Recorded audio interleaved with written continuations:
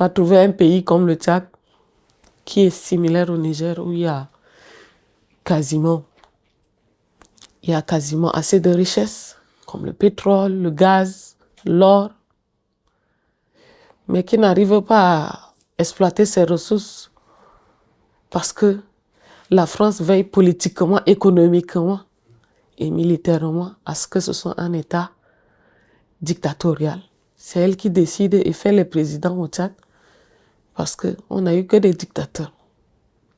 Toutes les démocraties qui sont passées, soi-disant démocraties, sont nées des rébellions militaires qui ont été entretenues et soutenues par la France et qui aujourd'hui continuent dans une nouvelle dynastie dictatoriale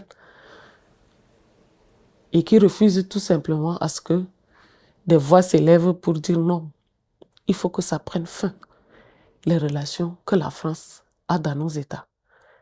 La France ne peut pas, au nom du terrorisme, de la lutte contre le terrorisme, ni au nom du développement, soutenir militairement un gouvernement corrompu comme celui du Tchad.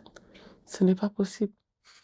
Vous pensez réellement qu'un citoyen tchadien qui veut être chez lui, qui n'a pas besoin de venir en Europe pour également voir à quel point les gens sont à l'aise ici et pourtant les conditions de vie sont mauvaises là-bas parce que c'est la France qui décide quelle est l'aide publique qu'on doit recevoir quand elle doit soutenir, par exemple, nos États avec l'argent public des Français, quand elle apporte, par exemple, l'aide publique au développement, comme étant une aide budgétaire au gouvernement du Tchad pour soutenir les questions de développement.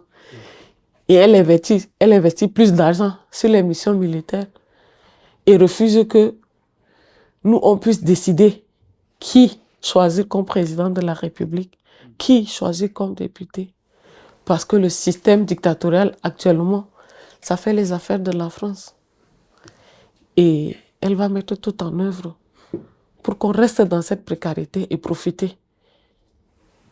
Nous ne voulons pas de cela.